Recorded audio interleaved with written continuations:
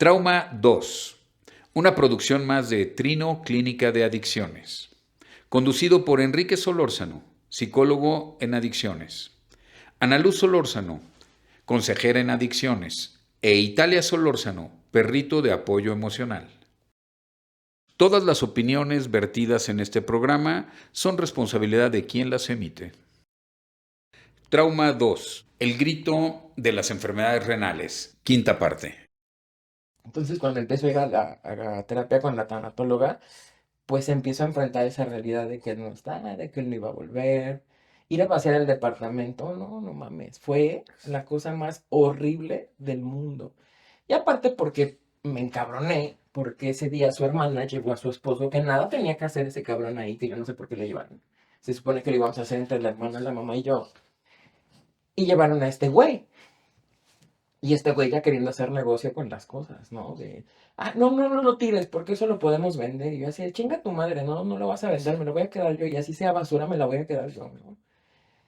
Y ahí como que después, yo solito dije, qué pendejo. O sea, pude haber vaciado el departamento yo y ellos no se hubieran enterado, ¿no? Pero bueno, no quería como sentirme mal por esa situación, ¿no? Porque en algún momento José Luis y yo hablamos de eso, ¿no?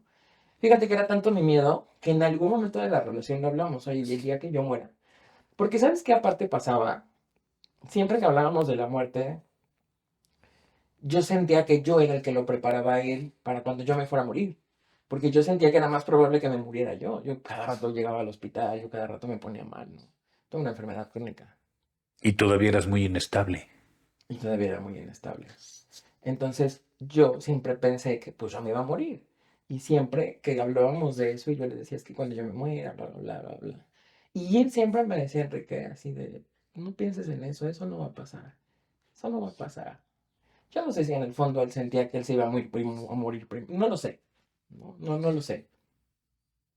Pero siempre él como me tranquilizaba mucho en eso, ¿no? Y vaciar el departamento fue muy feo. Cuando recogí todas las cosas que habíamos comprado ya los dos, ¿no? Que si la sala, que si el comedor, que si el mueble del baño, que si para la recámara, que si la televisión, todo eso, que era de los dos ya, porque claro, cuando yo llegué él ya tenía cosas, pero en algún momento empezamos a comprar cosas nosotros, copas, vasos, lámparas, ¿no? Cuando yo recogí todo eso, así como lo recogí, así lo tengo hasta la fecha. Guardado, empaquetado, no lo uso. Aún. Aún estoy en ese proceso. Es que yo me acuerdo en alguna sesión que tuvimos que estabas en esa transición de hacer esta parte, ¿no? Sí, y pues la verdad es que me he negado, ¿no? Y hoy entiendo por qué, porque finalmente me quedé como muy atorado en el tema de negociar, ¿no? Como de, no está él, pero tengo a él de alguna forma, ¿no? Y me empecé a agarrar de lo que pude, Sí. ¿no? Este, Si el último adiós es cuando las cosas se van. sí, sí, sí, sí. Y entonces, pues fue, te digo, el entierro, vaciar la casa, ir yo solo a cancelar todas las tarjetas porque aparte los papás me delegaron esa. Y digo, yo sé que a mí me tocaba finalmente hacerlo. Yo sabía que lo tenía que hacer yo, no había de otra. Y pues los papás básicamente me dijeron, pues te toca, ¿no?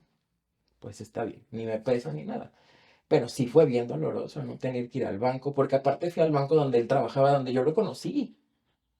¿No? Ir a ver a sus amigos que también conocían el banco para hacer el trámite de meter el papel de la defunción, cancelar tarjetas de crédito, de débito, sacar el dinero, ir a cancelar todas las tarjetas departamentales, o sea, todo eso, los servicios, cancelar el internet, devolver, todo, todo, todo, hacer eso solo, no, fue una patada en los huevos. ¿No? Sí, claro. O sea, fue horrible porque aparte normalmente íbamos juntos a esos lugares. Y íbamos porque la pasábamos bien. Y ahora tener que ir a decir, pues ya no requiero el servicio porque falleció. Era como recordarlo y recordarme y recordarme y recordarme cada rato que no estaba, ¿no? Entonces, empezar otra vez mi rutina, sin alguien que me acompañara, ¿no? Sin alguien que estuviera ahí. Dejar de recibir mensajes, dejar de recibir llamadas. O sea, reconstruirte nuevamente como por tercera vez. O cuarta o quinta, no O sé quinta cuántas o quién. vayan. Sí. Jesús, ¿Y hoy qué haces en Trino? ¿Hoy cómo estás y qué haces, hijo, con todo esto? Pues lo transmito por medio de la terapia, ¿no? Cuando alguien me cuenta todo lo que ha vivido con sus parejas y yo también he estado ahí. Cuando alguien me cuenta de su alcoholismo y su drogadicción y yo también he estado ahí. Cuando alguien llega y me dice que ha sido muy codependiente de las parejas y yo he estado ahí. Y cuando alguien llega y llega con este tema del VIH o llega con este tema de haber perdido a una pareja, también digo, yo también estuve ahí, ¿no? Y también estoy en ese proceso porque no le he brincado. Claro. Sigo, ¿no? Y yo sé que esto es de Sí. 24 horas, ¿no? No, no, yo recuerdo una evento de hace muy poquito tiempo que cómo nos reímos cuando me lo platicaste ya después, ¿no? Y no porque sea algo muy de dar risa, sino por la forma tan peculiar en lo que cuando me contaste que andabas tú persiguiendo a la muerte en el hospital, ¿no? Sí, Que porque te al cambiaban principio de era, cama. sí, porque al principio fue al revés. Yo era quien quería seguir a la muerte.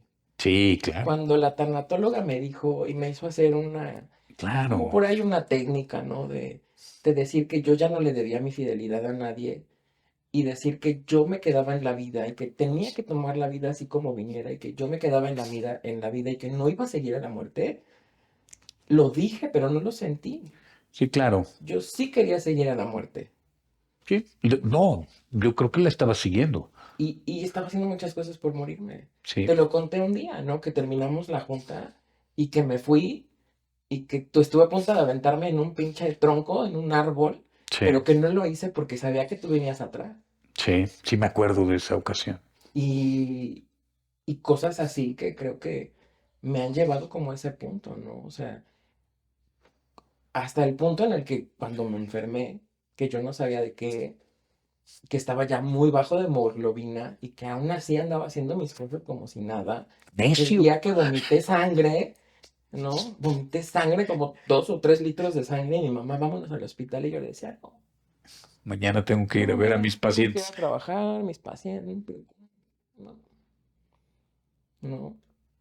Entonces, yo primero seguía la muerte, yo quería alcanzar a la muerte.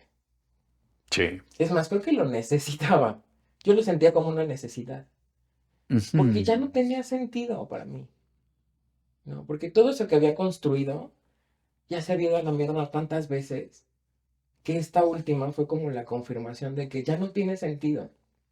Una pinche Entiendo. enfermedad, la muerte de mi esposo, o sea, son muchas cosas que ya, güey, ya, ya, ya. O sea, ¿qué más me falta vivir, no? Ya. En algún momento la tanatóloga me decía, ¿no? Es que la gente cuando termina su ciclo, pues es cuando se tiene que ir, cuando trasciendan es porque terminó su misión aquí. Y yo decía, ¿y cuál es mi puta misión entonces? ¿Por qué no me muero? O sea, ¿qué más necesito, no? O sea, dime qué más necesito hacer para llevarme a la chingada, o sea, ya. Entonces cuando llego al hospital y llego bien mal, ya casi, casi muriéndome, porque literalmente, y te lo conté, ¿no? Ni los médicos, ni las enfermeras, ni, bueno, ni la trabajadora social, que yo creo que no tiene ni idea de eso, se explicaban Porque estabas vivo. cómo con esa cantidad de sangre tan pequeña había llegado vivo, cómo Sí, no me había dado un infarto. sí.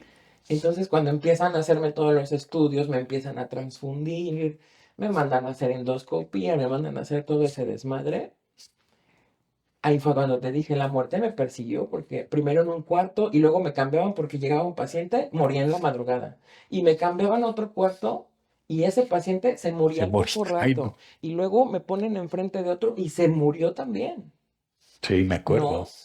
Y ahí fue cuando te lo platiqué, incluso se lo platiqué también a mi terapeuta y coincidió en lo mismo, ¿no? De la muerte te dio una caricia, a ver si de verdad te querías morir. Sí, te echó un poquito de aliento helado para decirte, aquí ando, compañero, ¿sí es cierto? ¿Sí es de Adebis? Sí. Entonces, pues sí fue como bien duro, ¿no? Porque en el fondo sí quería, y sí quería, pero no por quererme morir, sino porque para mí esa era la solución para volver a estar con José Luis. Sí, como pasa muchas veces con el suicida o con la muy profunda depresión, ¿no? En verdad no queremos morir, queremos ponerle alto a algo que ya no podemos enfrentar, Sí, ¿no? Y entonces, sí, me acuerdo muy bien de esa plática ahí en el kiosco de Atrisco y que nos empezó a llover y que la tengo muy guardada en mi corazón. Jesús, ¿qué, qué le quisieras decir hoy a, primero, a a ese papá que hoy pueda tener la oportunidad de estar con sus hijos o con su hijo y que no esté? ¿Qué le podrías decir hoy? ¿Cuál sería tu mensaje para esos padres que hoy aún tienen la oportunidad de estar? yo creo que si me lo hubieras preguntado hace unos pequeños años, te hubiera dicho nada, me vale madre, ¿no? Pero la verdad es que lo he trabajado mucho, he comprendido muchas cosas y hoy te puedo decir que a los dos los quiero mucho, los amo con todo mi corazón, porque han estado muy presentes en estas últimas momentos de mi vida.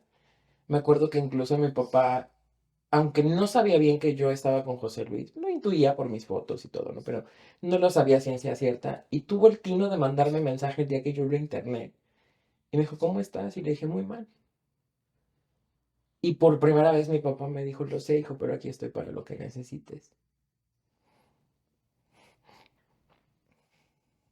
Claro. Yo lo había esperado toda mi vida. Sí.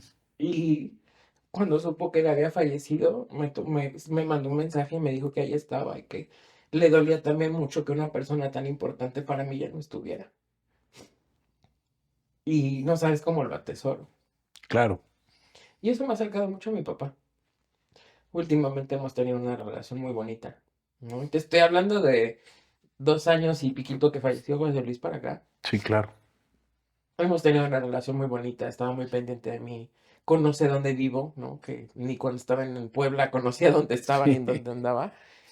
Sabe dónde trabajo, sabe a lo que me dedico, me apoya mucho, está pendiente de mí, ¿no? Cada que viene va a verme, ¿no?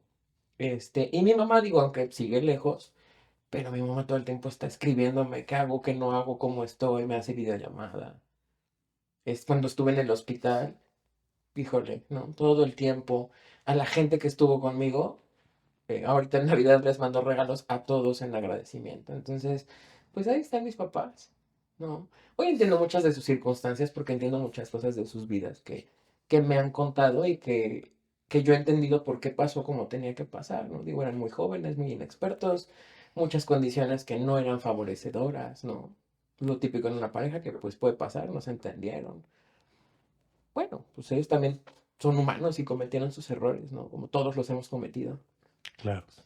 pero les agradezco mucho, ¿no? Les agradezco mucho porque muchas de esas cosas me han hecho muy fuertes hoy, la verdad, Vaya ¿no? que sí, ¿no? Y sigo en la lucha, o sea, no creas que no, sigo en la lucha, pero Sí. hoy me siento más apoyado, hoy me siento más respaldado, ¿no? O sea, hoy ya no luchas tan solito. Hoy he comprobado que no estoy solo, a pesar de que me siento solo. Algunas veces todavía me duele esa sensación por él, ¿no? Por José Luis. Sí, claro, porque pues me gustaría que siguiera conmigo, me gustaría seguir acompañado de él, pero todo este proceso me ha ayudado a entenderlo de diferente forma y a sentirlo de diferente forma. Hoy ya no me lastimo con muchas cosas, ¿no? Hoy sí puedo ver una foto y me ganarme una sonrisa, hoy puedo ver un recuerdo de los dos y que me dé una sonrisa y pues ya no quedarme en el drama, ¿no? Y lo más importante es que creo que he aprendido a honrar su vida en la mía de una manera muy diferente, ¿no? Con el servicio principalmente, Sí, ¿no? que es valiosísimo. Sí, y de hecho eso platicaba apenas con mi terapeuta que teníamos sesión y me dijo, ¿cómo más te gustaría honrar esa vida, ¿no? Y yo le decía, pues estoy estudiando una maestría en psicología clínica y de la salud y el acompañamiento en salud es precisamente acompañar a personas que tienen enfermedades crónicas. Y a mí me gustaría mucho hacer como una asociación que ya ando en estas con un amigo que es abogado, que si bien es para ayudar para personas con bajos recursos, sí me gustaría también enfocarlo como a personas con VIH, ¿no? Ayudar a personas con VIH que sé que pueden estar en la misma situación que él familiarmente y que tomen una decisión diferente a la que él tomó, Claro, ¿no? sí, él al final de cuentas, desde el silencio y el miedo y el no querer exponerse al escrutinio de su gente cercana, dejó que esto avanzara Sí. sin detenerlo, ¿no? Muy bien.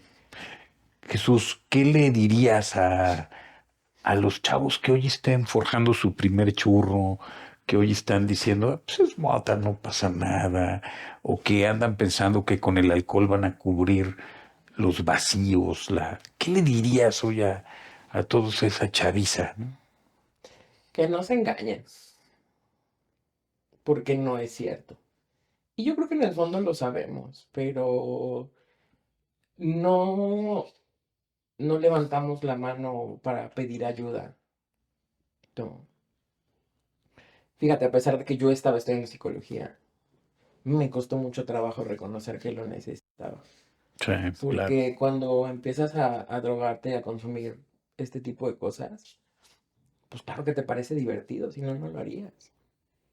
Pero en esa diversión también hay un engaño muy grande, porque aunque es divertido el efecto, las consecuencias emocionales, físicas y demás, pues ahí están, ¿no? Y cada vez te van cobrando como más la factura. Sí, muy caras. Hoy a mí me tocó entenderlo, sí emocionalmente, pero físicamente, ¿no? Porque tampoco es un consuelo para mí pensar que esto me iba a pasar en algún momento. Sí, no. O sea, porque me iba a pasar, ¿no? Pero saber que muchas de mis conductas tan impulsivas, tan inconscientes, ¿no? Muchas de ellas basadas en el dolor, tal vez, ¿no? Me llevaron a estas circunstancias. Sí les diría, no, no se engañen, no se mientan y sean valientes. Todos somos seres humanos y todos tenemos muchas cosas positivas y negativas. Y el dolor es parte del ser humano, ¿no? Y muchas veces crecemos a base de ese dolor. Entonces, creo que es parte de sentirlo, ser valiente de sentirlo. Y sentirlo no significa que no va a dejar de estar ahí.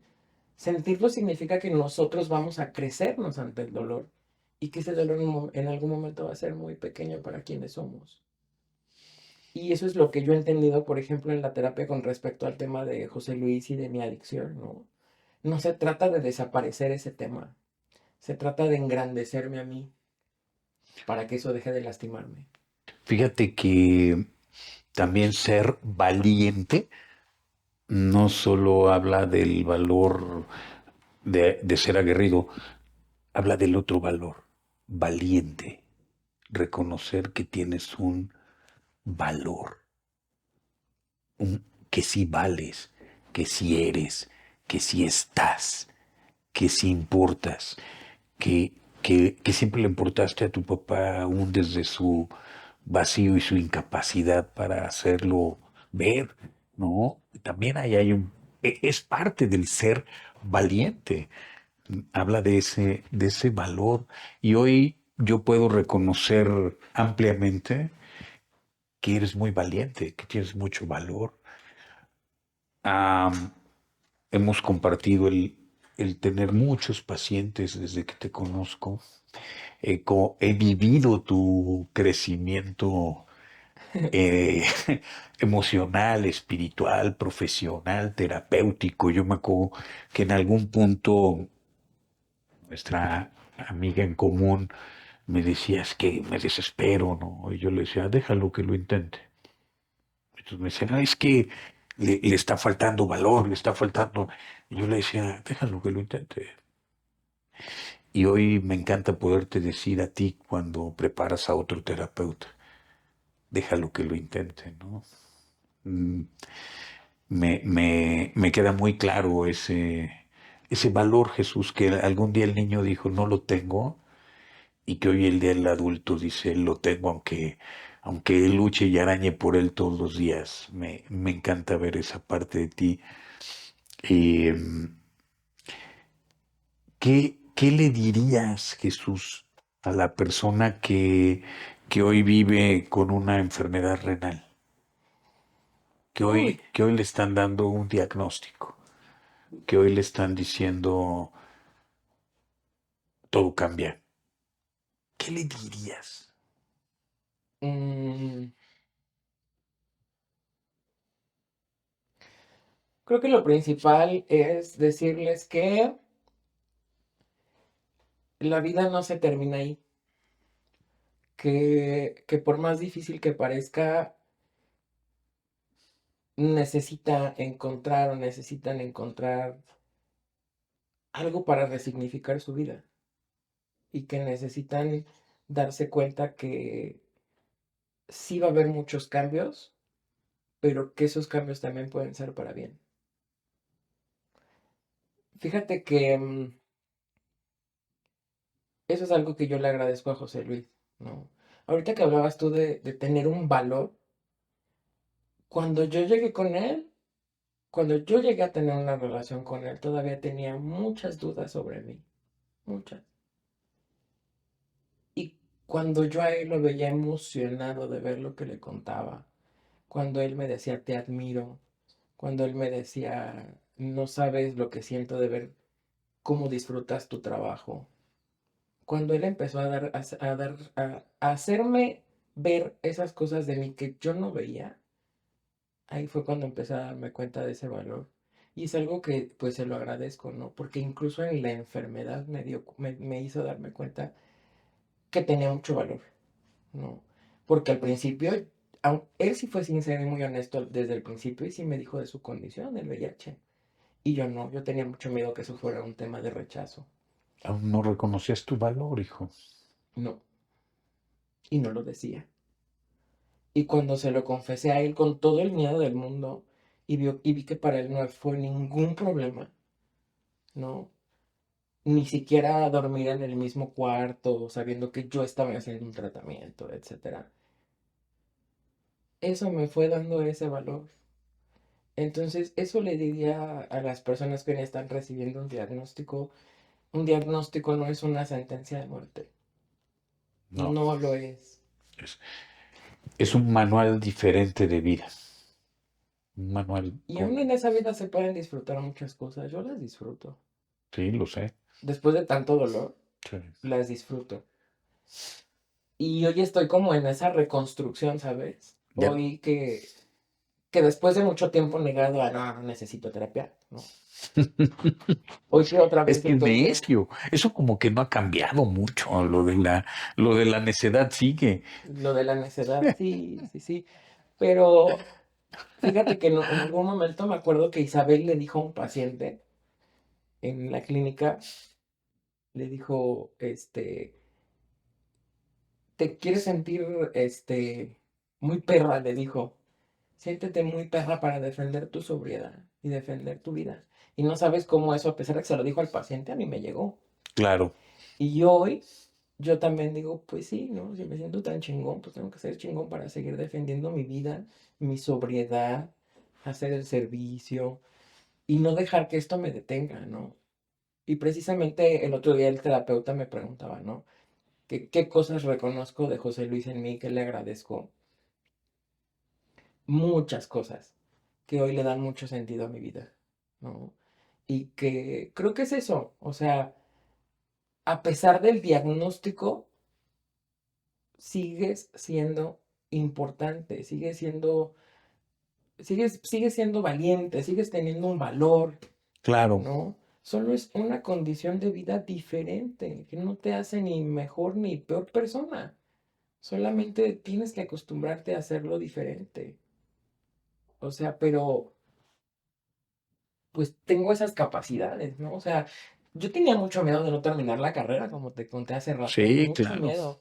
Y hoy ver que estoy a punto de concluir una segunda maestría, el trabajo que tengo, cómo me recomiendan mis pacientes, cómo me buscan para dar clases, está la clínica, o sea, ver que tengo como mucho campo, cuando antes yo ni pensaba terminar la pinche carrera, ¿no? O sea, mucho valor y mucha vida, que era lo que habías en algún punto puesto en entredicho, ¿no? Sí, y hoy fíjate que eh, pasa algo bien chistoso. Muchas de esas cosas que José Luis me decía y que yo sentí que con su muerte se habían acabado, Ujú. ¿no? Porque pues él me decía, te admiro, te respeto, te bla, bla, bla, y Como eso me si ya hacía nadie sentir, más lo fuera, claro. claro, yo decía, nadie más lo va a reconocer. Y últimamente, te lo juro, y ayer platicaba de eso con una amiga en el café, le decía, me escribió Raquel, la esposa de Luis Jorge, Ujú. para agradecerme el trabajo que hago con Luis Jorge. Me escribió un alumno para decirme que me admira, ¿no? Me escribió otro paciente, me ha escrito la familia de los pacientes en la clínica, me lo dicen. Y es como si yo lo escuchara a él. Qué maravilla, ¿no? Entonces, ese niñito hoy voltea a ver que sí es valiente porque tiene un valor. Muy bien. Jesús, por último, para ya irnos, porque sé que tienes pacientes y mucho que hacer hoy, aunque sea domingo, Mm. este, ¿qué le dirías a aquella chava o aquel chavo que hoy está descubriendo que tiene una preferencia sexual diferente o una identidad diferente? ¿Qué, qué mensaje les podrías dar el día de hoy? Em, que no tengan miedo, que no son tan diferentes, siguen siendo seres humanos. Simplemente, pues como todo ser humano, tenemos gustos diferentes, ¿no? Que no es un pecado, que no es un delito, ¿no? Y que los seres humanos venimos al mundo a amar, a vivir lo que es el amor. Y eso es lo único que nos debe de importar, yo creo. Entonces, fíjate que esa pregunta ya me la habían hecho antes. Y siempre que me la hacen, me acuerdo de José Luis. Sí, claro. ¿Qué pudiera decirle, no? Que sea valiente, que viva su vida, porque vida solo hay una, como él me lo decía. Que no tienen por qué estar en la sombra, que no tienen por qué ocultarse para demostrar el amor que sienten, ¿no? Eh, que, pues eso, ¿no? Que no somos diferentes y que todo está aquí. Y que en realidad lo que tenemos al principio es miedo, Ujú. que eso es lo que nos rige, el miedo. Pero, como les digo a mis pacientes, a veces no hay de otra más que hacer las cosas aún sintiéndolo, porque eso es lo único que te fortalece. Aún con el miedo. Aún con el miedo tienes que salir del lugar en donde estás, ¿no? Eh, creo que no podemos seguir siendo nosotros los primeros en estigmatizarlos, en estigmatizarnos, ¿no? Porque, ¿por qué me voy a sentir mal por ser como soy? No, entonces yo me estoy juzgando primero. Si realmente me acepto y estoy seguro de lo que soy, no tengo por qué estar en la sombra. ¿Es un proceso difícil? Pues sí, ¿no? Pero finalmente tenemos que aprender a verlo como algo natural, no pasa nada, ¿no? Y que Creo, también somos dignos de amor, de creo, recibir amor.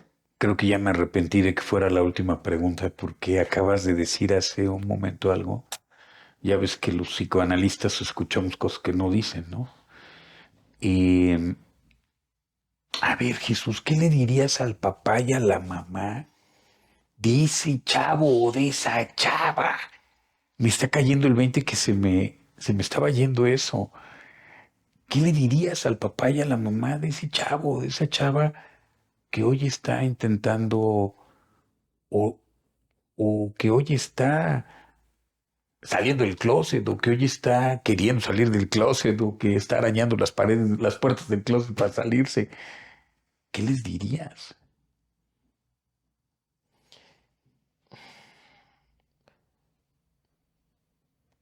Que si realmente aman a sus hijos, como cuando los esperaron, como cuando supieron que estaban embarazados, porque es de dos finalmente, su hijo no va a cambiar absolutamente en nada y que estén ahí para recibirlos con los brazos abiertos porque no tiene nada de malo y porque son los primeros en quienes nos apoyamos. Entonces, Y a si veces en ellos, los únicos que no hay apoyo, ¿no? sí, yo recuerdo mucho que iba para los papás, ¿eh? O sea, cuando José Luis falleció y estábamos afuera del hospital, estábamos sus dos hermanos, su hermana, sus dos hermanos, su papá, su mamá y yo. En eso sus papás se abrazan y se ponen a llorar. Y creo que el papá fue el que dijo que por qué estaba pasando esto.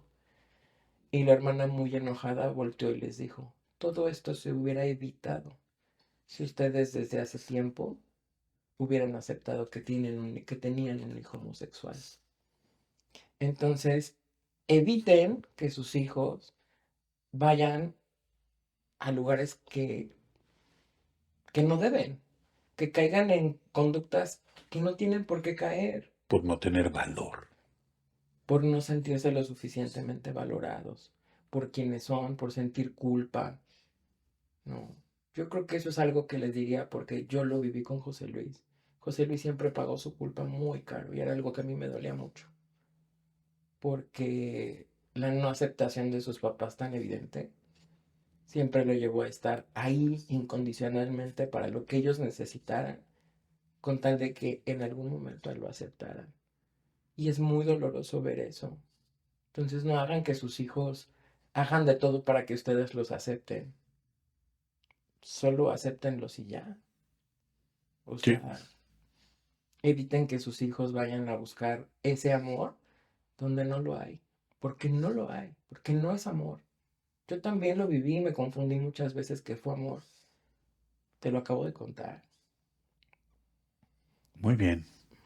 Pues muchas gracias. Gracias, Jesús. El fin de esto es que este mensaje, hoy que las redes y que la tecnología nos da la posibilidad de mandarlo a tantos lugares, que hoy llegue a mucha gente, que hoy llegue a ese niño que cree que no tiene valor, a ese ser humano que no se está atreviendo o que le está doliendo ser el mismo, o a ese padre que hoy deja abandonado por sus prejuicios, y que le llegue a todo el que le tenga que llegar, porque con uno solo que lo escuche y se acerque a terapia, con uno solo que pare de consumir, con uno solo que logre encontrar un poco de paz en su corazón, creo que está más que cumplido un propósito de mucho amor.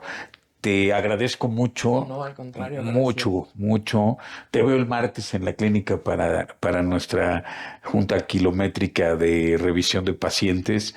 Y pues muchas gracias a todos. Esta es una emisión más de el programa Trauma 2 y con este programa de El Grito de las enfermedades renales.